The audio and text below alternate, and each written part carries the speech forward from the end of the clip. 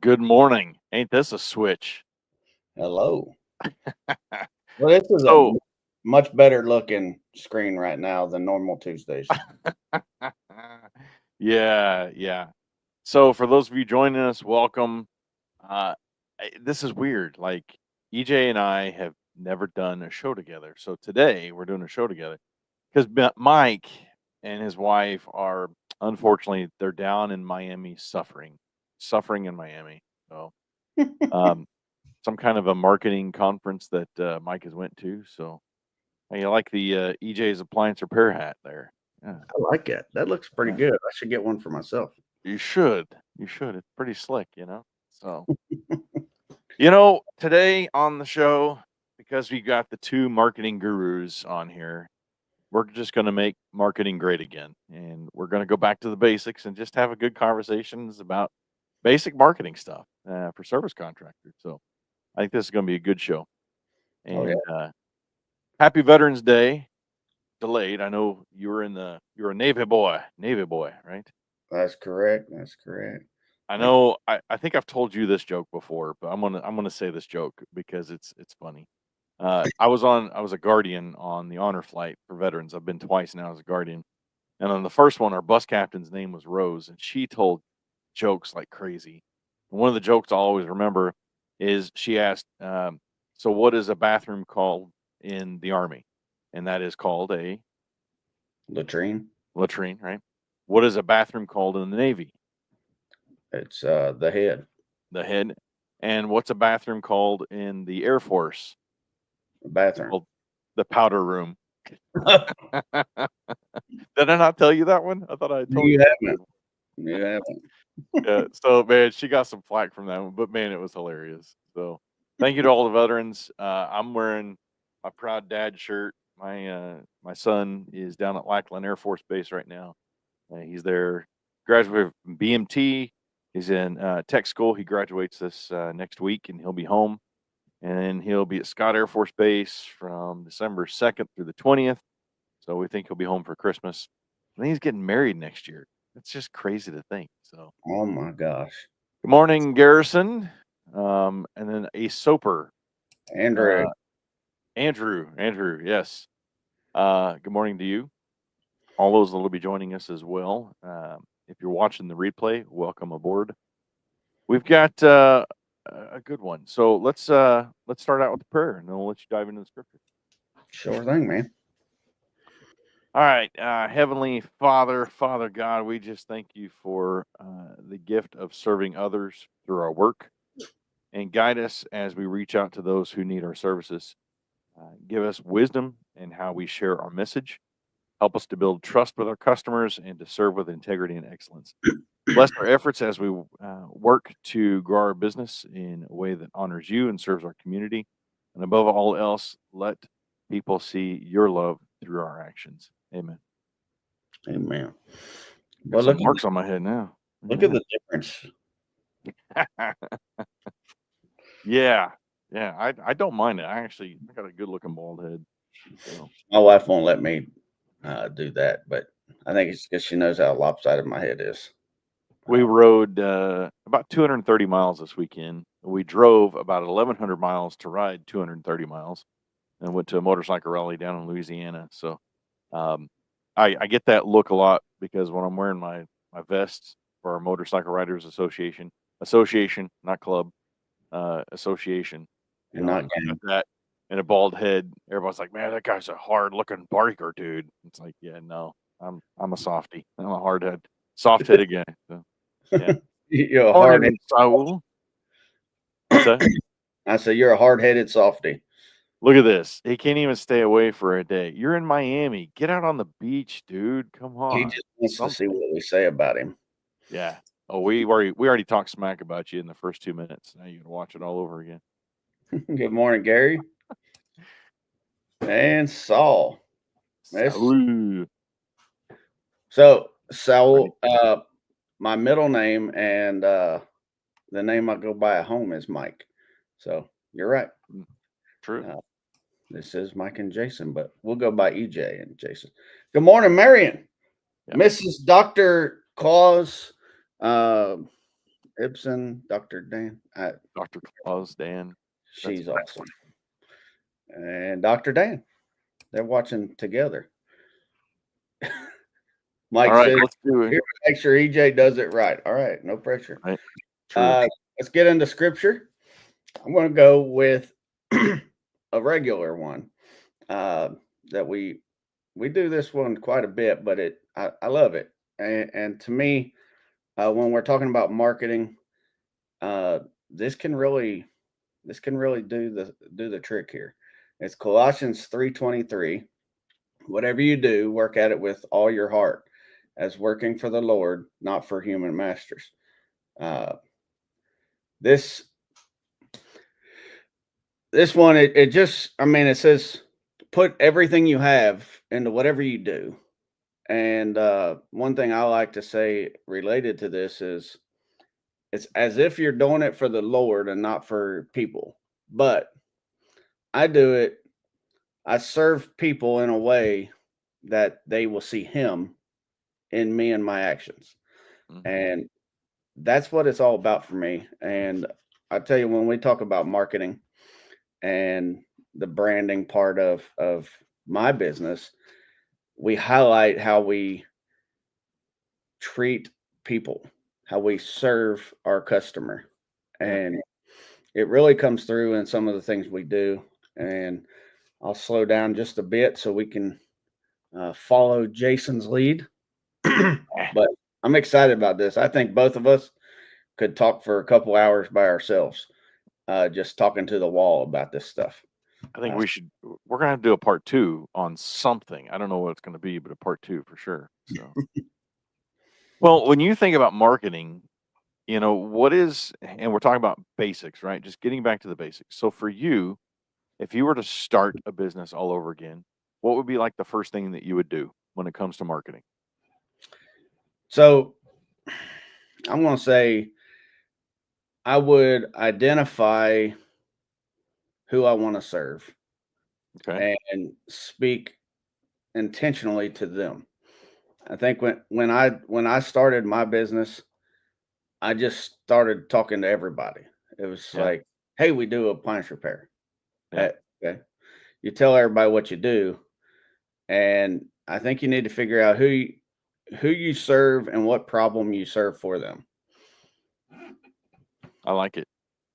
So if you didn't have any customers, so for us, we used, and I've said this before, we used a company that took the past 5 years of our invoices and took the data and helped us identify that perfect avatar. That was 2016, 2017 or so that we used that. But if you didn't have a service like that, if you didn't have 5 years of past customer invoices to look at, all right, these are, I'd start by giving someone else my resume. Ouch. Yeah. He said Um, it's harder to run a business than what he thought. Maybe it can be, that's it's for his sure. last. So how would you start to identify?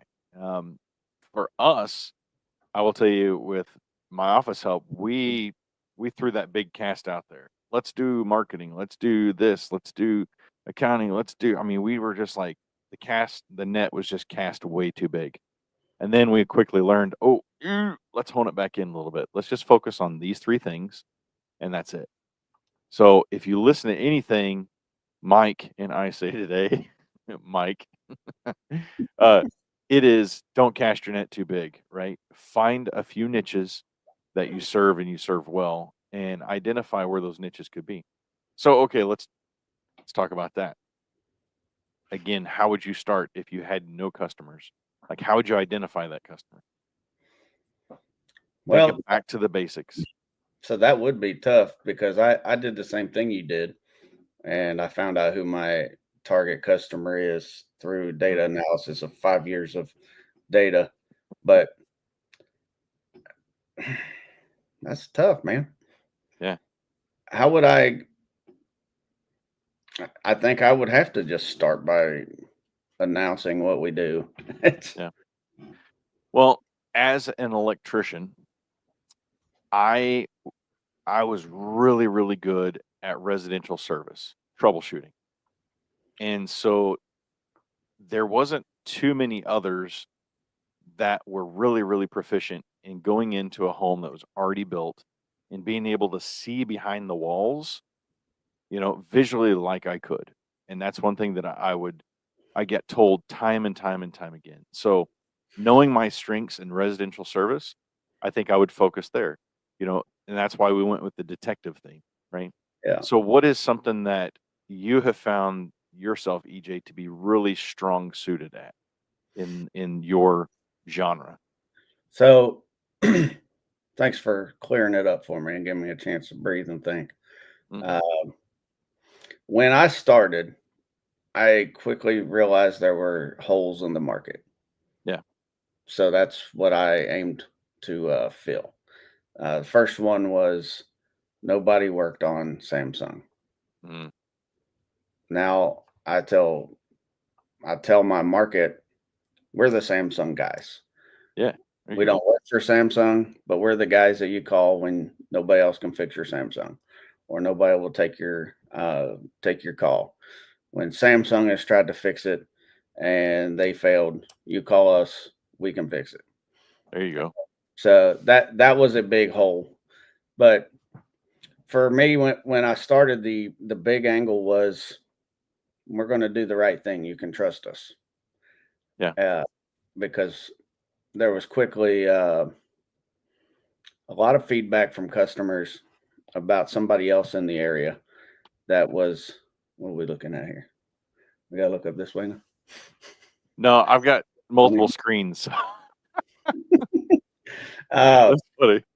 there was somebody else that was going out and just taking money and not coming back. Yeah. So that I'm telling you, as I'm thinking about it, it's problems that people had that I could hone in on.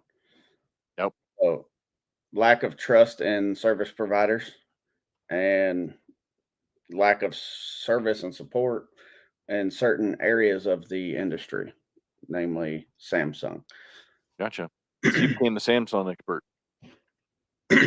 Yep. I like that. And Service territory and budget, the basics. Hmm. Interesting. Let me think on that one for a second. you know, So I've been working on. Uh, Zach's been challenging me lately as I'm growing very quickly now again, and we want to try to make sure that it doesn't happen like it did 2 years ago, yep. too quickly and then fall apart.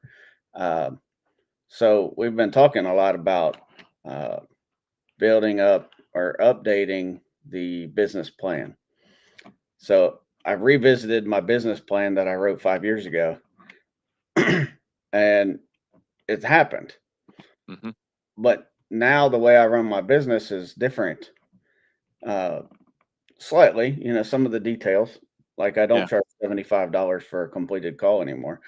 Uh, but Yeah. updating it, and Andrew's mentioning the services you provide, the area you serve, and the money and the budget. That those are all important things when you're starting a business. It helps you identify how you serve people. For sure. And I tell you, in today's society, we have so many different tools. Chat GPT is incredible. If you're not using it for your business and you get stuck on things, it can quickly help you identify things. So Amen. just to give you an idea, I just quickly put in here as an appliance repair company, how can I focus on what problems my services solve for customers? Right. And you can identify it like, EJ said I was the Samsung king or I am the Samsung person, help me type that in there. Put in help me identify or help me create a marketing piece that revolves around being the Samsung expert in my area, right?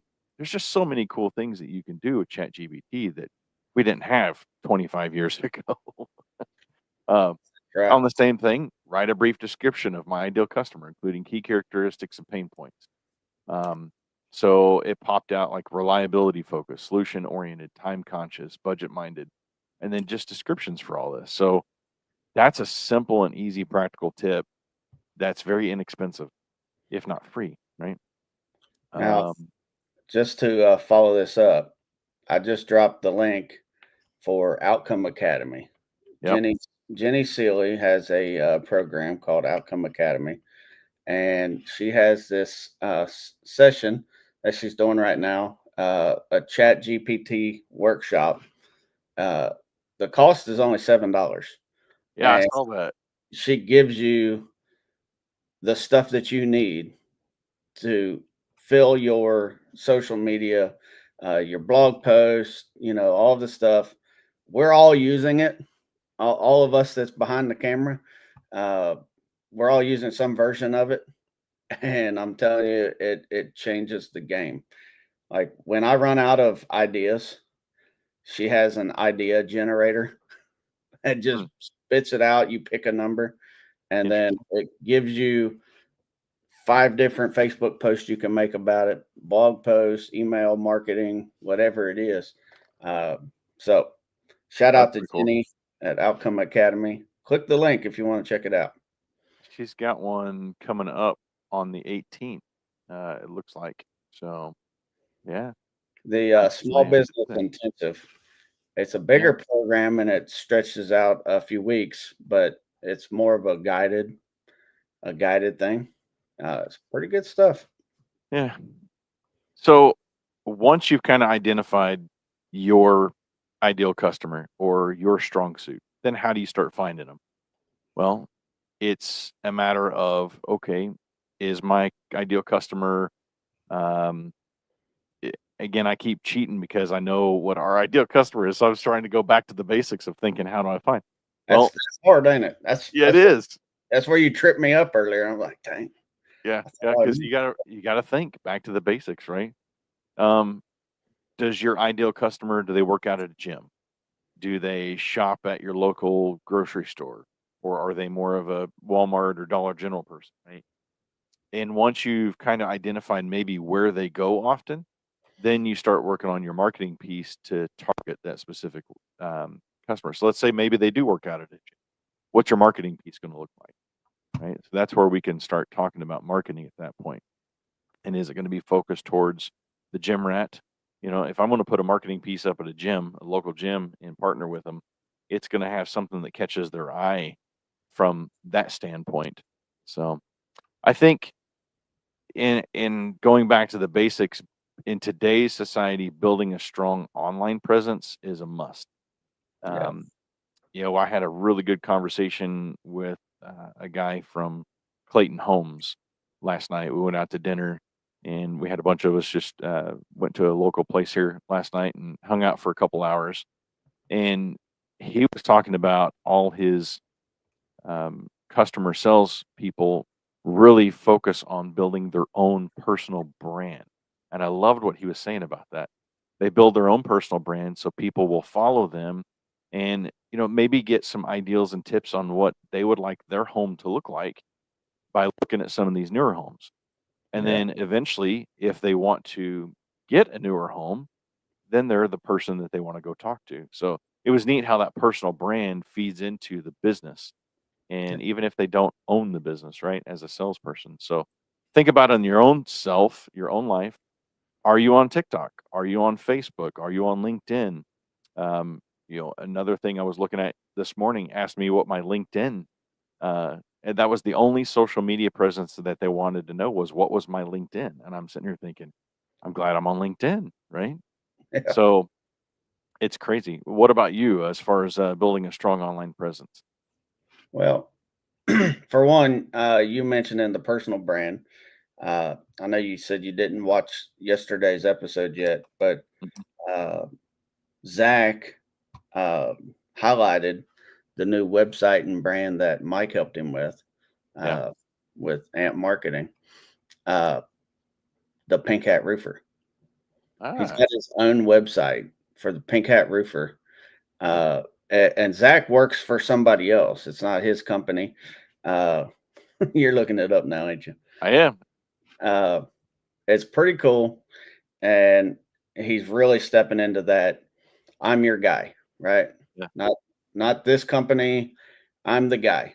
I'm the guy Yeah. that's going to help you get stuff done. But social media wise, I've been really trying to figure this out because I'm a Facebook age guy. Yep. Me too. I fought TikTok for so long, and I fell into it last year, and I've been trying to use the social media presence a little bit more. Like I ain't got no tons of followers. I think I got like a couple hundred maybe. Yeah. And my business has a Facebook page or a YouTube page, and I post little videos on it. Mostly they've been customer testimonials. And the customers that I really look for to get fit that ideal customer avatar, Mm-hmm.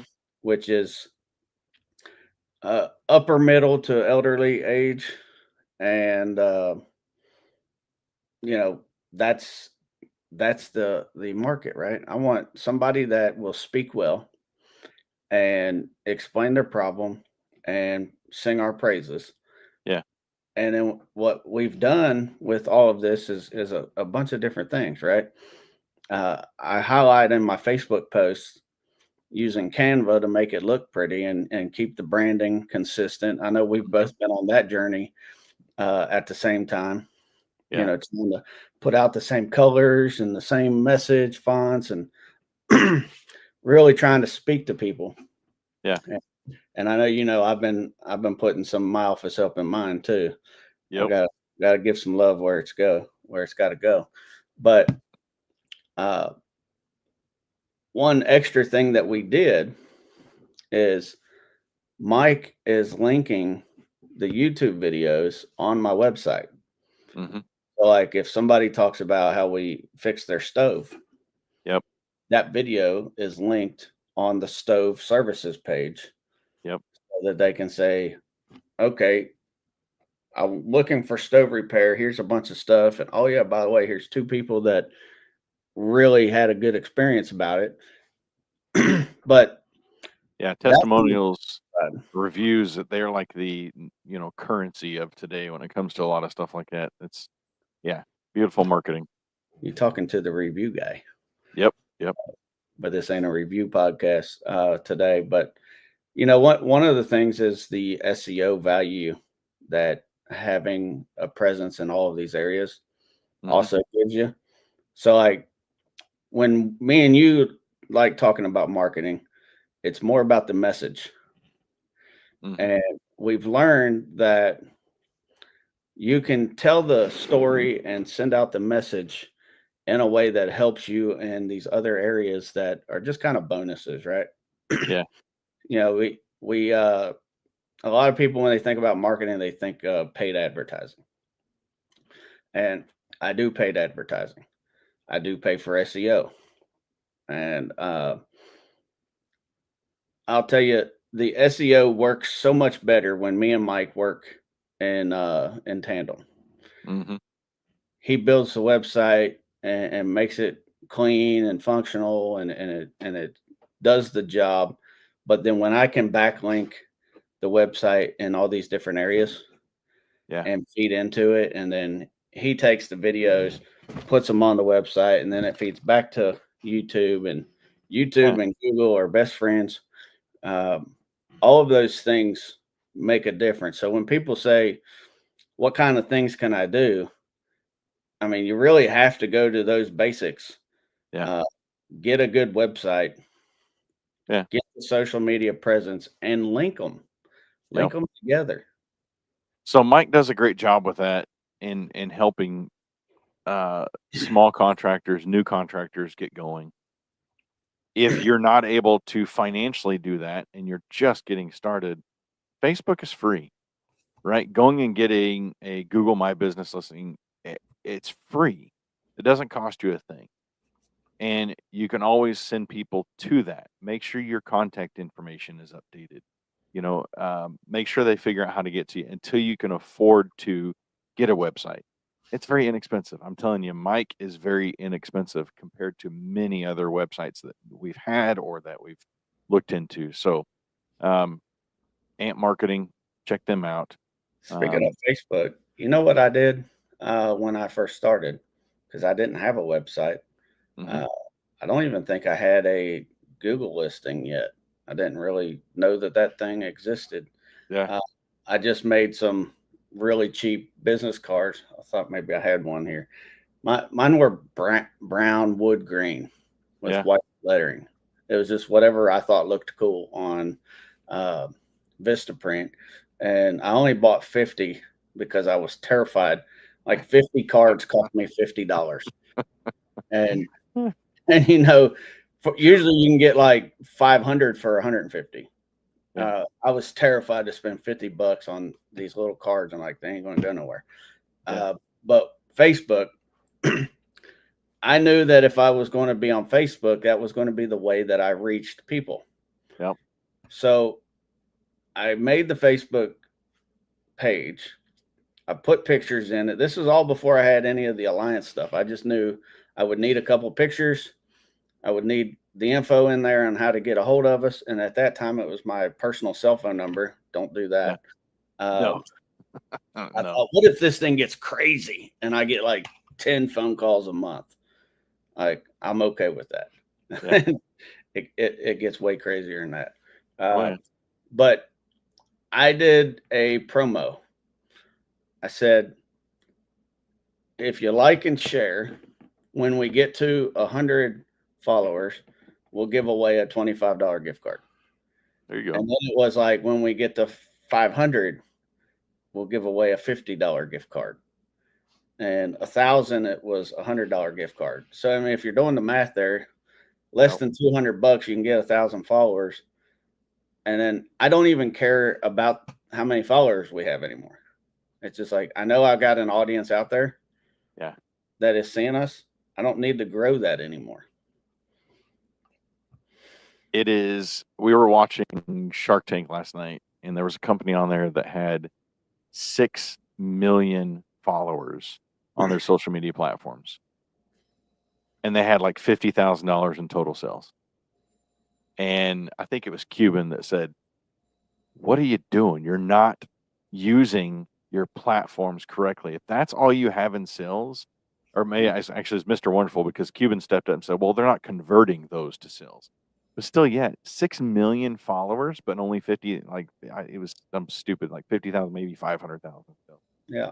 But I'm sitting here thinking, I still think about the personal branding versus the business branding. We've got 20, 23, 2,400 followers on my office help, and I've got 3,900 followers on my personal Facebook page. So just think about that when it comes to personal branding. Careful what you post, because, those people will convert, to following your business page if they like you enough. So, Yeah. you I'll tell you that here. Let's check about that just for a minute. know, There's people I see that have a business page. Yeah. And they treat it like their personal page. Mm. It might actually be their personal page. Yeah. And they get so controversial. Yeah. Especially as we on were their going business page. Yeah, especially as Yeah. we're going through election season. Yeah. Very polarizing, borderline offensive posts. And it's like, I'm very opinionated about things that I believe in. Yeah. But I don't get super aggressive about sharing those opinions. Yeah. I'll share my opinions, and I am one of those people that I can have myself included in a political or religious or something conversation and share my side and listen to somebody else's and still be reasonable people. But some of these people out here using their Facebook pages to just be completely one side or the other, blasting and criticizing, like, they might be the same people that are asking for help when it gets to be a little rough patch and say, I don't know why nobody's calling me. Yeah. Just saying. Yeah. Business page, leave it to business. Personal page, sure, go for it. But I'm still reserved when it comes to that. So Andrew is definitely one of these people. He not one of the people that uses his business page like this. I'm just saying he says, I admire people that aren't reserved online. And yeah. Andrew is somebody that he's very opinionated and he shares his opinion. and sometimes it rubs somebody wrong, and okay, that's fine. I believe if I don't misspeak, Andrew, I think he's one that thinks let's just be grown and talk, Mm-hmm. and you shouldn't be offended because I have a different opinion. Yeah. Uh, and I'm more on the soft side. Like I try to tiptoe around the opinions and the bias, right? But the thing is, using it in conjunction with your business, I mean, Could be detrimental. It could be. Marion and had a good question about radio advertising. So I'll tell you from my personal experience with radio, I broke even. What I spent on radio advertising is about what I brought in. The top of mind awareness was good.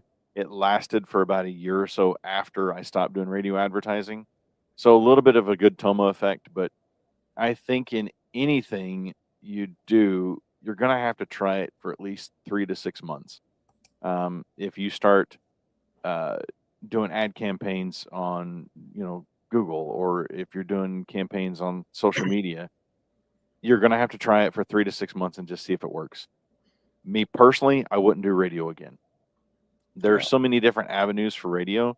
You have a lot of your local. Now, it could depend on your avatar. If you find that your avatar for your business is somebody who's, let's say, listening to like news radio a lot, then advertise like crazy on news radio. yeah, But for me, right, I listen to Sirius XM a lot. I switch over to Apple Music quite a bit. And I very rarely listen to FM radio anymore. yeah, So in AM, I'm sorry to say it's a thing of the past, but I very rarely even, if it's on AM, it's because somebody said, hey, what's his name's going to be on there talking about this, and I may switch to it. But it's more of a local thing. So, and then you get Spotify and, all these different platforms today. So who's listening to what? Well, that's where you got to kind of do your due diligence and find that out. And it may not be worth it. Maybe it would be worth it, but it doesn't matter if it's radio, if it's TV, if it's billboards, is your avatar there? That's the question. We've tried billboard, we've tried radio, we've tried TV. I've always found personal referrals and repeat customers were my biggest source of revenue. My trucks usually came in that close top 3 to 5. So I would spend a lot of money on getting my trucks wrapped, and then I would spend money on personal referrals and repeat customers. So you're already a customer, or if you already have a customer, spend money there. I'm going to keep touching them, sending them postcards, sending them emails, picking up the phone and having my CSRs call them. And if you don't have that service, there are services available for that. So if you don't have somebody in the office to do that, there are companies that can do stuff like that for you, to pick up that phone and touch that person. In my business, people would only call electricians once every 9 years. So for me, membership agreements, those maintenance agreements were very important because it got me in their house once or twice a year instead of that once every 9 years. So getting, I want to keep talking about the radio thing, Mhm. and we'll kind of link everything in together. We've been reading in the book club the Tommy Mello books. We did Elevate, and we went backwards, and then now we're doing the what is it called? Service Business Millionaire, or Home Service Millionaire. He talks briefly about radio, and people do this advertising, especially when you're at a small level, starting out or with a small budget, and they get scared. So he says, somebody might do a $20 ad on Facebook for a week and it doesn't do anything. So you just say, I'm not ever doing that again. Right. And I'll just finish the radio part and then we'll talk about some of the other marketing. Right. He says, I've been approached by people to do radio marketing, and they kind of suggested like one 15-second piece here, and then like the next hour and the next hour, and like certain days. He says you pepper them down. Like you pick an hour pay extra for that hour, and have your ad come on 15 times, right? It's constant. Mm-hmm. Those people in that zone are targeted. And then, like you said, don't advertise on your favorite radio station. Advertise on the station that your ideal customer may listen to. I'm not saying do the radio marketing. I'm just saying understand what you're doing. Yeah. And only spend what you're comfortable spending. Yeah. If you don't know what the return is, spend, conservatively. So don't do a $20 thing. I like to use that thought that I've shared several times.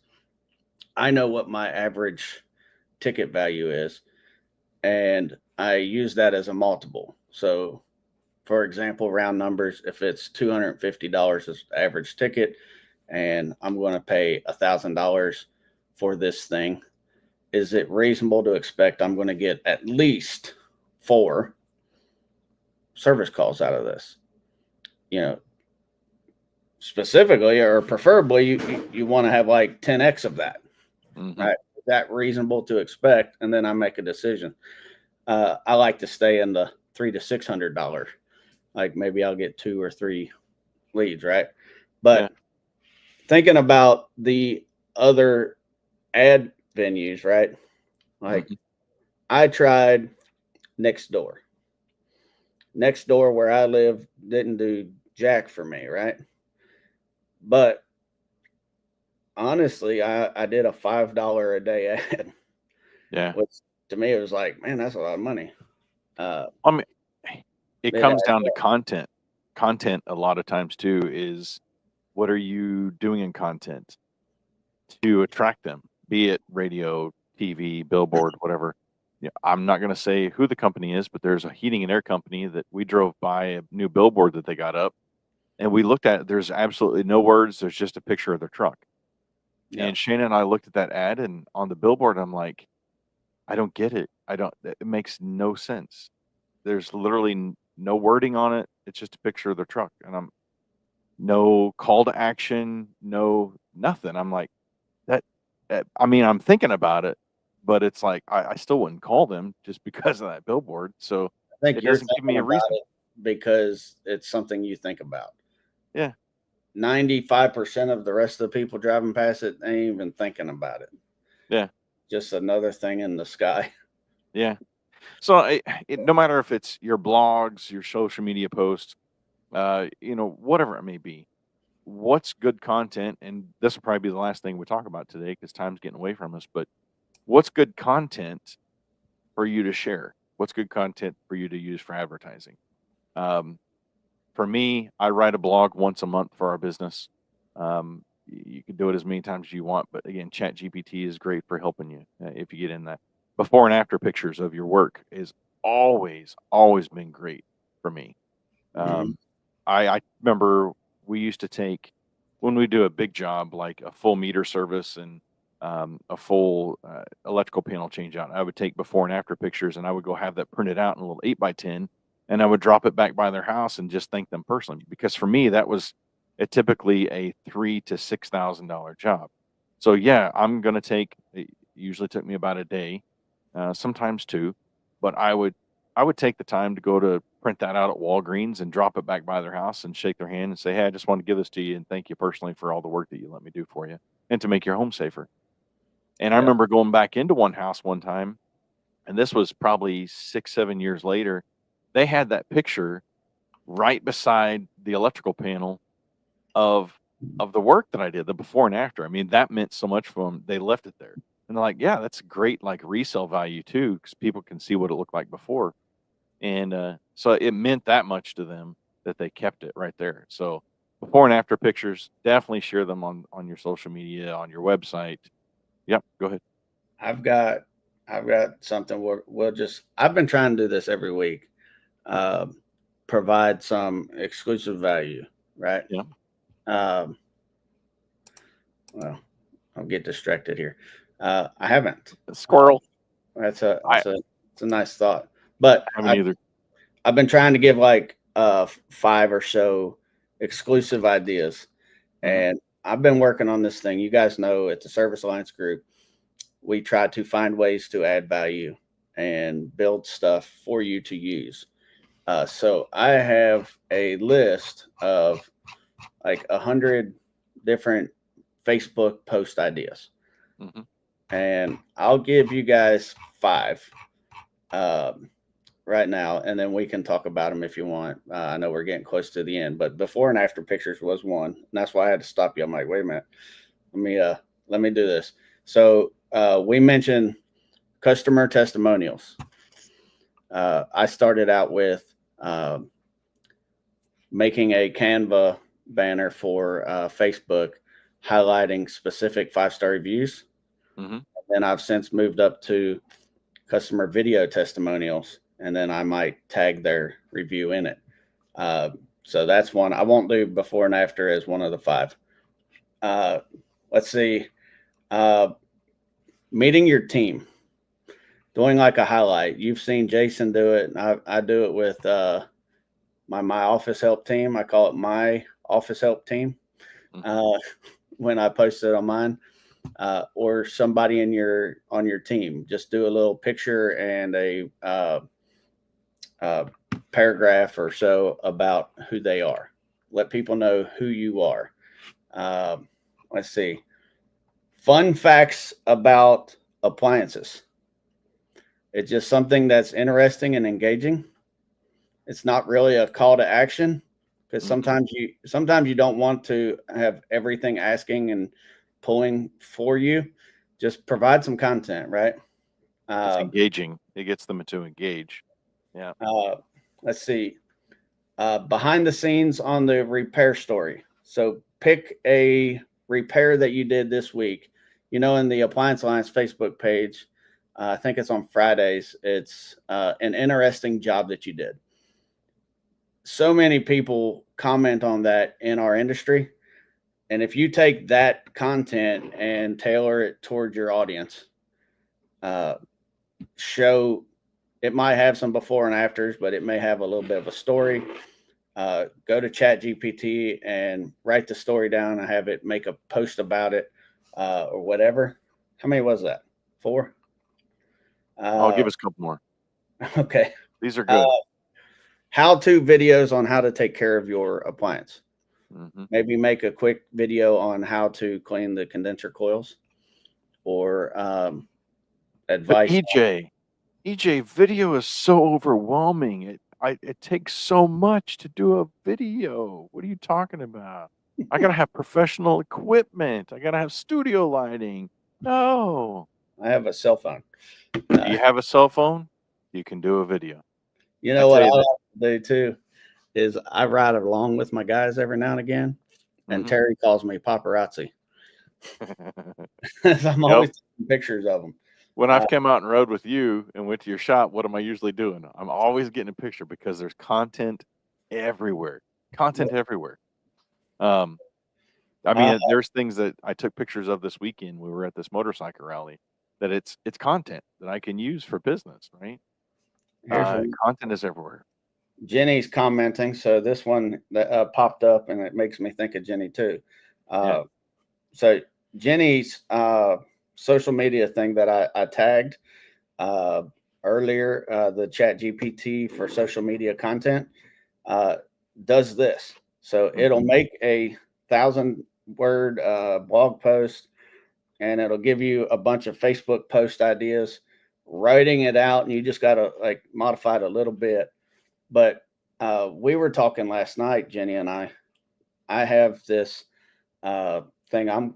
I've wrote a blog, and I've turned it into a script for a YouTube video. 5 tips on choosing the appliance repair company you want to use. Like, check the reviews. Do they do a warranty? Do they do upfront pricing? Right. And then you can turn each one of those into a little video.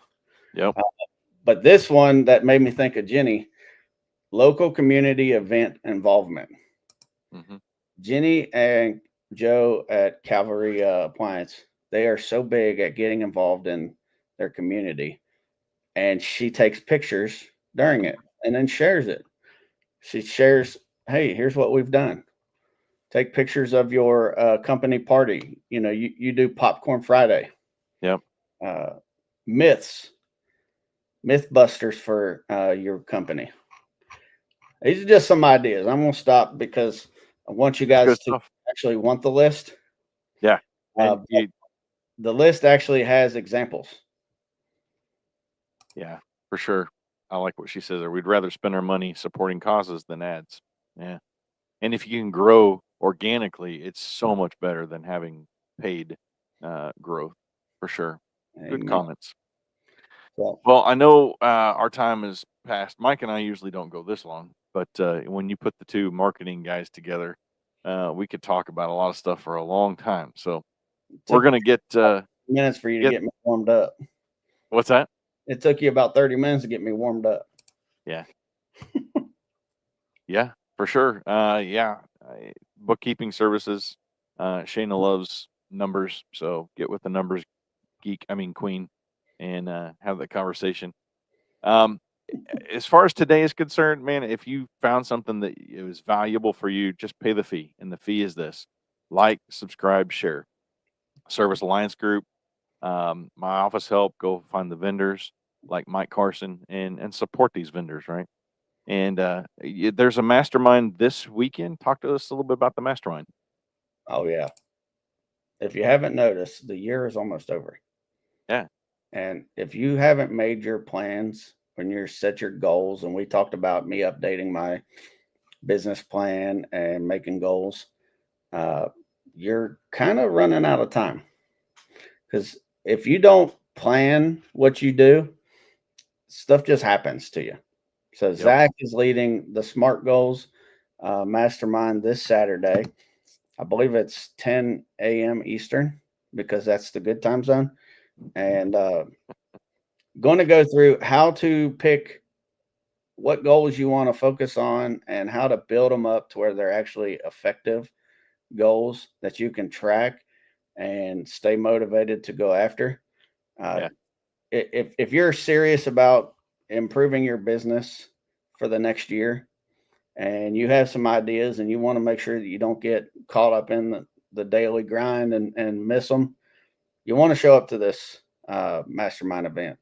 It's going to be good one. On November 16th. How long is it going to last? They're usually about an hour and a half, 2 hours.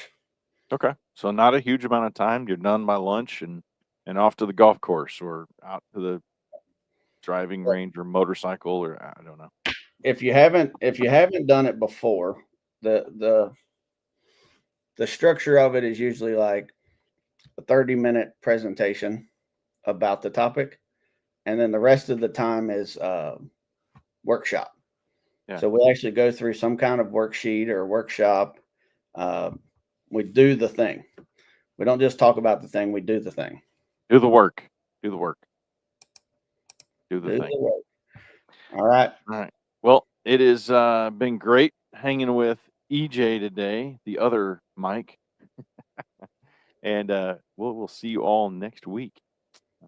This Thursday is kind of crazy because Mike is actually not EJ Mike, but Mike Carson is actually going to be on with the girls on Thursday. So I'm going to tune in just to see what that happens there. Just saying. He said to me that since he brought Kathy with him, his wife, and she's sitting through the classes too because he didn't want her to be on the beach while he was in classes.